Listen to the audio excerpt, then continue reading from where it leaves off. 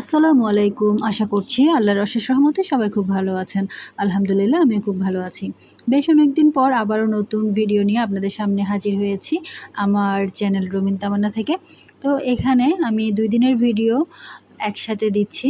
একদম প্রথমে যে ক্লিপটা দেখেছেন সেটা হচ্ছে আমি যে বাজার থেকে মশলা আনি, সে বাজার থেকে সেদিন মশলা আনছিলাম। তো অল্প একটা ছোট ক্লিপ রেখেছিলাম, সেটা প্রথমেই অ্যাড করে দিয়েছি। এরপর হচ্ছে আমার মশলাগুলো তো আমি এখন একটু প্যাকেজিংটা উন্নত করতে চেষ্টা করছি। তো সেজন্য প্যাকেজিং আইটেমও অনেক বেশি লাগে।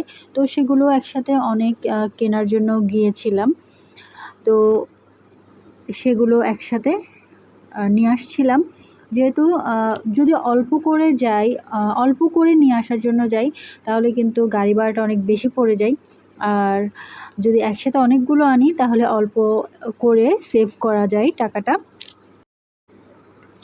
তো একসাথে যেহেতু অনেকগুলো জিনিস আনছিলাম, তাই পাবলিক ট্রান্সপোর্টে তো আসাটা একেবারেই অসম্ভব। তার জন্য রিক্সা নিয়ে ফেলেছি। আর এর আগের দিনের মশলা যখন এনেছি তখনও কিন্তু রিক্সা লেগেছে, কারণ অনেক বেশি কিন্তু মশলা একসাথে এনেছি। তো এই ভিডিওগুলো কিন্তু মোটামুটি বেশ অনেক আগেরই ভিডিও। তো আমি এখন দিচ্ছি ভিডিওটা। ভিডিও আমি ভয়েসটা ওভারটা একটু সমস্যার কারণে বেশ অনেক দিন দিতে পারিনি। মূলত সমস্যা না, সমস্যা যেটা সেটা হচ্ছে আলসেমি। আলসেমি না করলে কিন্তু আমি খুব দ্রুতই এই ভিডিওগুলো দিয়ে দিতে পারতাম। আর এতদিনে আরেকটু ভালো ভিউ হতো, কিন্তু আলসেমির কারণে অনেক দিন দেইনি। এই ভিডিওটা করেছিলাম রোজার মধ্যে। তো রোজা রেখে গরমের মধ্যে মশলা আনা প্লাস হচ্ছে প্যাকেজিংয়ের জিনিস আনা একটু টাফ। তারপরও আলহামদুলিল্লাহ আল্লাহর রহমতে মোটামুটি সহজেই নিয়ে আসতে পেরেছিলাম। খুব বেশি কিন্তু ঝামেলা হয়নি। তো সেজন্য আল্লাহর কাছে কোটি শুকরিয়া জানাই। তো এখন যে জায়গাটা দেখতে পাচ্ছেন এটা হচ্ছে ডিসি হিলের সামনের রাস্তাটা। তো অনেকগুলো গাছ দেখতে পেলেন, চমৎকার চমৎকার। ডিসি হিল মূলত তার এই গাছগুলোর জন্যই বিখ্যাত। এই গাছগুলোর অনেক বয়স, শতবর্ষী না হলেও প্রায় অনেক গাছ আছে এখানে, ৬০, ৭০, ৮০ বছর আগের। তো সেজন্য এই জায়গাটা অনেক বেশি প্রসিদ্ধ। আর এই জায়গাটা অর্থাৎ ডিসি হিলের আশেপাশে আমি আমার যখন স্কুল লাইফ ছিল তখনও স্যারের কাছে পড়তে আসতাম। আবার যখন অনার্সে উঠেছি তখনও কিন্তু আমি এখানে আরেকজন স্যারের কাছে পড়তে আসতাম। যখন 9-10 ছিলাম তখন আমি পড়তে আসতাম হচ্ছে অঙ্ক স্যারের কাছে, অঙ্ক, বিজ্ঞান এসব অর্থাৎ সায়েন্সটা পড়তাম। আর যখন অনার্স উঠেছি তখন আমাদের কলেজেরই একজন স্যার, ইংরেজির শিক্ষক, ওনার কাছে পড়তে আসতাম। তো এই রাস্তাগুলো আমার কাছে অনেক বেশি স্মৃতির জায়গা। আমরা ক্লাস শেষ করে, বিশেষ করে যখন অনার্সে পড়তাম, আমরা অনেকজন এখানে হেঁটে হেঁটে এতটুকু চলে আসতাম। কখনো বা চেরাগি পাহাড় আসতাম হেঁটে হেঁটে, অথবা একেবারেই জামালখান পর্যন্ত হেঁটে হেঁটে চলে যেতাম। তো আমার বান্ধবীদের সাথে এখানে আমার অনেক বেশি স্মৃতি জমে আছে। আর হয়তোবা সময়গুলো চলে গিয়েছে, কিন্তু স্মৃতিগুলো আমার কাছে এখনও অনেক বেশি অমলিন। আমার এখনও মনে হয় আমরা রাস্তার মধ্যে দুষ্টামি করতে করতে হেঁটে যাচ্ছি।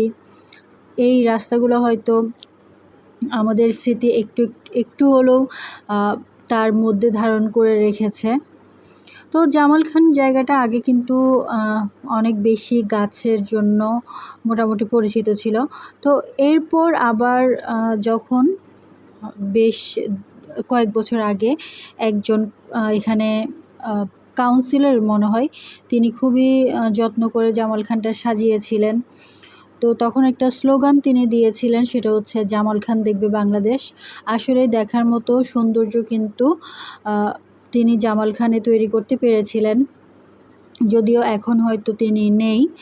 তারপরেও তার কাছে কিন্তু জামালখানবাসী অনেক কৃতজ্ঞ, কারণ এই জায়গাটা তিনি অনেক বেশি সুন্দর পরিচ্ছন্ন করে তুলেছিলেন। আগে কিন্তু এতটা পরিচ্ছন্ন ছিল না। তো এখানে দেখতে পাচ্ছেন রাস্তার অপোজিটে একটা নার্সারি বলা যায় না, যদিও এখানে বেশ কিছু গাছ নিয়ে এমনি বসানো হয়েছে। তো এটা কিন্তু বিগত 1.5 বছরে ছিল না, বর্তমানে আবার বসেছে। তো এই গাছের জন্যও কিন্তু জায়গাটা অনেক বেশি সুন্দর লাগে। আর যখন আমরা স্কুলে পড়তাম এত বড় বড় দালান এখানে ছিল না, এগুলো একেবারেই হয়তো বা 10 বছরের মধ্যে উঠেছে। আর যেতে যেতে আমার আরেকটা প্রিয় জিনিস লক্ষ্য করলাম, সেটা হচ্ছে ভ্রাম্যমাণ বিশ্ব সাহিত্য কেন্দ্রের ভ্রাম্যমাণ বাস, যেটার অনেক ইচ্ছা ছিল আমি এখান থেকে বই নিয়ে পড়ব। তো আগে যখন ছোট ছিলাম প্রায়ই দেখতাম, কিন্তু কখনো আসলে নেওয়া হয়নি।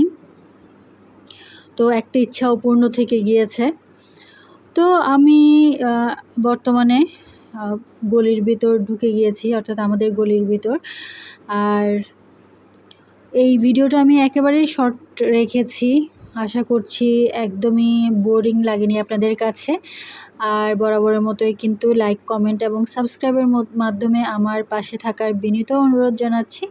ইনশাল্লাহ আমিও আপনাদের ভিডিওগুলো অবশ্যই ফুল ওয়াচ করে দিব সবসময়ের মতোই। আর দেখতে দেখতে আমি চলে এসেছি, বাসায় উঠে গিয়েছি। তো এতগুলো জিনিস কিন্তু আমি একাই নিয়ে উঠেছি, আলহামদুলিল্লাহ। আমি নিজের কাজগুলো আসলে নিজেই করতে পছন্দ করি, কারোর সাহায্য ছাড়া। তো ইনশাল্লাহ সারা জীবন আমি আমার এই নীতিটার উপর অটল থাকতে পারবো, যতটুকু পারা যায় নিজের কাজ নিজে করার। তো এই তো আজকের ভিডিওটা আমি এতটুকুতেই শেষ করছি। ইনশাল্লাহ পরবর্তীতে খুব শীঘ্রই আবারও নতুন কোনো ভিডিও নিয়ে আপনাদের সামনে হাজির হয়ে যাব। সে পর্যন্ত সবাই অনেক বেশি ভালো থাকবেন, দোয়া করবেন আমার জন্য। আল্লাহ হাফেজ।